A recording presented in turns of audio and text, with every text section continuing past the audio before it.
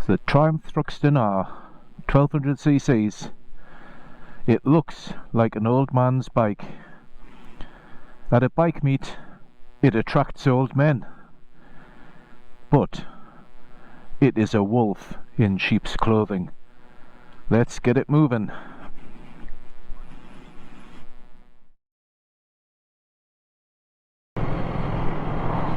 So at speeds of 30 miles an hour and less, this thing's gonna cause you a bit of pain in the old wrists because of the leaning forward position.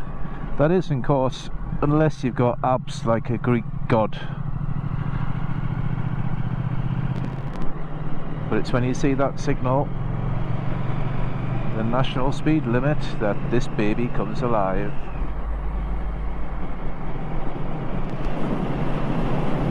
So she loves the country roads, the sweeping bends, and even the tight ones. She just leans in and takes them in a stride. Sticks to the road like one of those snots you just can't flick off your finger. Absolutely brilliant handling.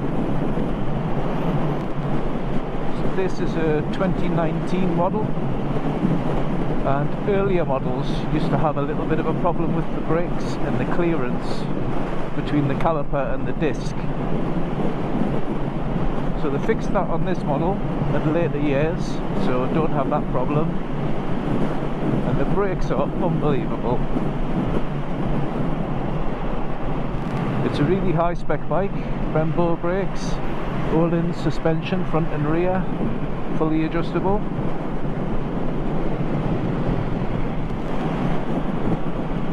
I think it's got some insane 0 to 60 of about 3.5 seconds or something like that.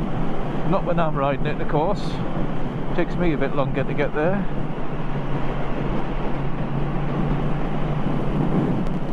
It's definitely a weapon, this machine.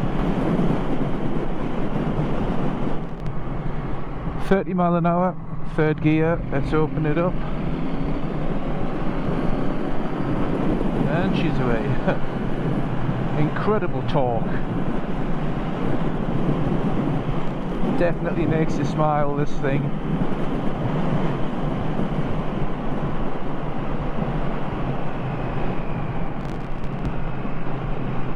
When I saw one in the shop, I wanted one. When I test rode it, I wanted one even more.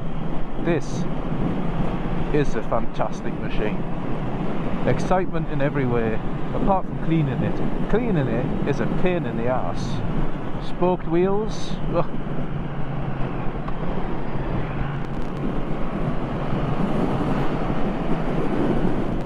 Overtaking other vehicles is a breeze.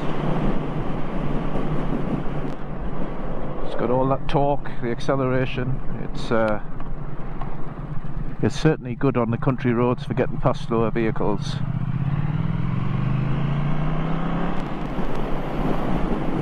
What I would say is, if you're accelerating hard, it would definitely benefit from having a quick shifter on, because you've got to hang on for life. She wants to throw you off the back.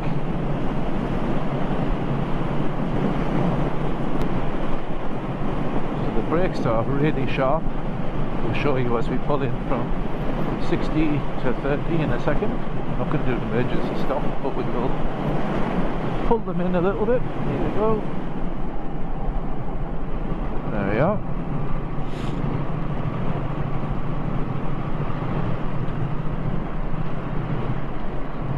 The bike has ABS, traction control and rider modes, minimal electronics. Two main negatives, apart from this bouncy road, are tubed tyres, so a tubeless conversion is recommended. And cleaning it is also a pain. It has lots of different metal finishes. It's got some polished metal, some brushed aluminium, some brushed alloy, and all of that means you've got to be careful what you're doing. It's a different polishes and chemicals that you clean your bike with.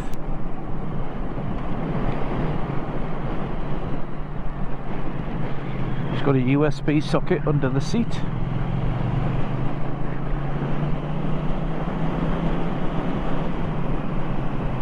If you've got an Apple phone,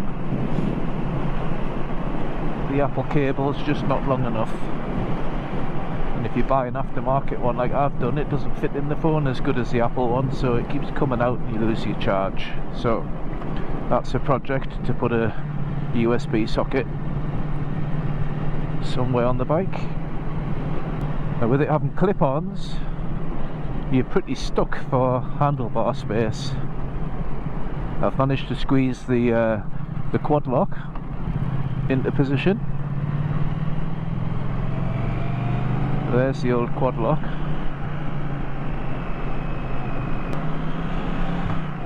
And what I'm looking for, to give myself somewhere to mount a USB socket, is to put a bar end in here. So if I could get a silver bar end and fit it on this end, or this end, it would give me room for a USB socket.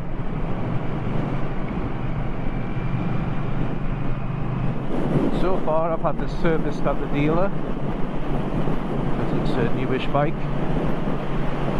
And it costs either 200 quid-ish, £250 a time.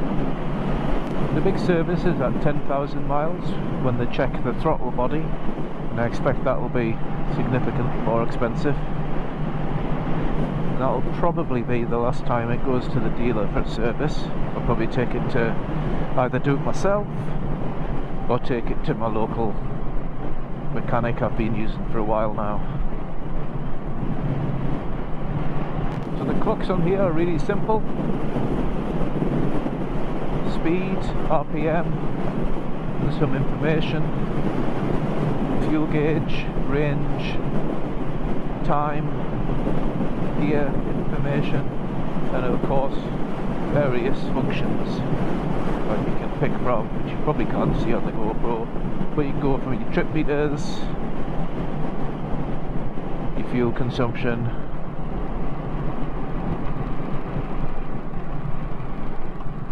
I really should be ashamed of myself. I was thinking about giving this thing up, but my god, she's fun. You want shits and giggles? This is the baby. I love it. It's so flickable. Loves the corners.